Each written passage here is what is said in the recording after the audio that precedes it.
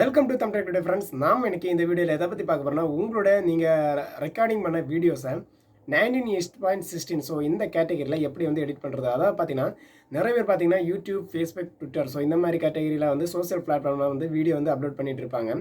Sometimes பார்த்தீங்கன்னா இந்த இன்ஸ்டாகிராமில் எல்லாம் 19:16 ஸோ இந்த கேட்டகரியில் உள்ள வீடியோஸ் தான் அலோவ் ஆகும். பட் சம்டைம்ஸ் பார்த்தீங்கன்னா நம்ம கேமராவில் வந்து பார்த்தீங்கன்னா ஃபுல் ஸ்க்ரீன் வீடியோ எடுத்திருப்போம். ஸோ அந்த ஃப்ரேம் ரேஞ்சுக்குள்ளே அலோவ் பண்ணாது. ஸோ அந்த டைம் பார்த்தீங்கன்னா இந்த வீடியோஸ் எல்லாம் பார்த்தீங்கன்னா கரெக்டான ஃப்ரேம் ரேஞ்ச் இப்போ 19:16 இல்லைனா 16:9 இல்லைன்னா பார்த்தீங்கன்னா 4:6 ஸோ இந்த ஃப்ரேம் ரேஞ்சுக்குள்ளே எப்படி வந்து செட் பண்ணி அந்த வீடியோஸை வந்து எடிட் பண்ணுறது. ஸோ அந்த ட்ரிக்கை இந்த வீடியோ சொல்லி தர போகிறேன். ஸோ வாங்க வீடியோக்குள்ளே போயிடலாம்.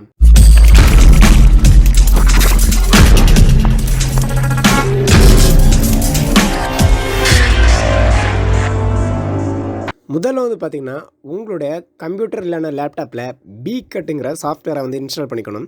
ஸோ இந்த சாஃப்ட்வேர் தான். இந்த சாஃப்ட்வேரோட லிங்கை நான் டிஸ்கிரிப்ஷனில் கொடுத்துட்றேன். ஸோ அதை கிளிக் பண்ணி உங்களுடைய பிசி இல்லைனா லேப்டாப்பில் இன்ஸ்டால் பண்ணிக்கோங்க.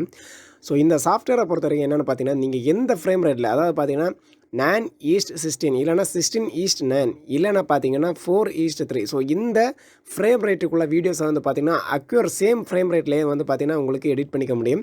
இப்போ நார்மலாக பார்த்தீங்கன்னா இந்த இன்ஸ்டாகிராம், ஃபேஸ்புக், யூடியூப் ஸோ இந்த மூணுலேயும் பார்த்தீங்கன்னா வீடியோஸ் போடுறவங்க எக்கச்சக்கமான பேர் இருப்பீங்க. ரீசெண்டாக பார்த்தீங்கன்னா அந்த ஐஜிடிவி இன்ஸ்டாகிராமில் எல்லாம் பார்த்தீங்கன்னா 9:16 இந்த கேட்டகரியில் தான் வீடியோவே பப்ளிஷ் பண்ண முடியும்.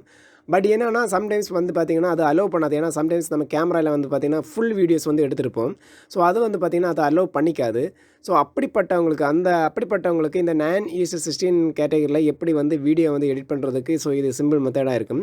ஸோ இப்போ பார்த்தீங்கன்னா நான் முதல்ல வந்து பார்த்திங்கன்னா இந்த ஆப்புக்குள்ளே முதல்ல ஒரு வீடியோ வந்து நான் அப்லோட் பண்ணி காமிக்கிறேன். ஸோ இதில் வந்து பார்த்திங்கன்னா இம்போர்ட்டுங்கிற ஒரு ஆப்ஷன் இருக்கும். ஸோ அந்த ஆப்ஷனை நீங்கள் கிளிக் பண்ண வேண்டியிருக்கும். கிளிக் பண்ண உடனே பார்த்தீங்கன்னா உங்களுடைய ஃபோல்டருக்குள்ளே போயிடும். ஸோ ஃபோல்டரில் போய் ஒரு வீடியோ வந்து செலக்ட் பண்ணி ஓப்பன் பண்ணிக்கோங்க. ஓப்பன் பண்ண உடனே பார்த்திங்கன்னா இந்த மாதிரி வரும்.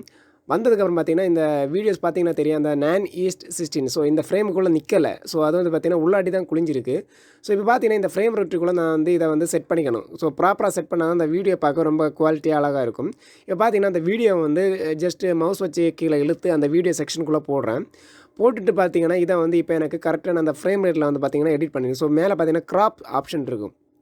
அந்த க்ராப் ஆப்ஷனை கிளிக் பண்ணிவிட்டு அதில் வந்து பார்த்திங்கன்னா கீழே சைடில் பார்த்திங்கன்னா கீப் அக்செப்ட் ரேஷியோ அந்த மாதிரி ஒரு செக் பாக்ஸ் கொடுத்துருப்பாங்க. ஸோ அந்த செக் பாக்ஸை நான் டிக் பண்ணிவிட்டேன்.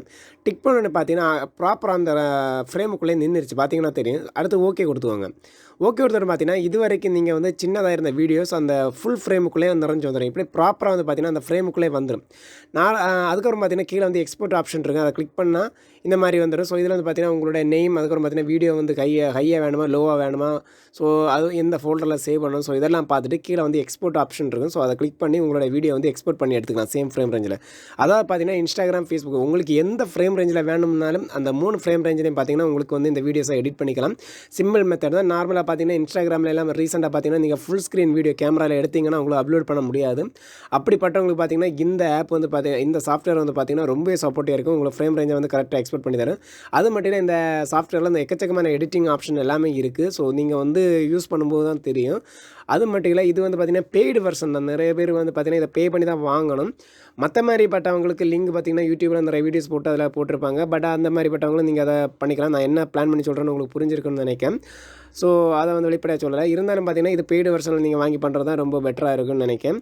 ஓகே ஃப்ரெண்ட்ஸ், இந்த வீடியோ பிடிச்சி மறக்காமல் லைக் பண்ணுங்கள், ஷேர் பண்ணுங்கள், கமெண்ட் பண்ணுங்கள். ஸோ அது மட்டும் இல்லாமல் புதிய ஃப்ரெண்ட்ஸ் மறக்காமல் சப்ஸ்கிரைப் பண்ணுங்கள். ஓகே ஃப்ரெண்ட்ஸ், பாய். நெக்ஸ்ட் வீடியோ நல்ல மீட் பண்ணுறேன். பாய் ஃப்ரெண்ட்ஸ், பாய்.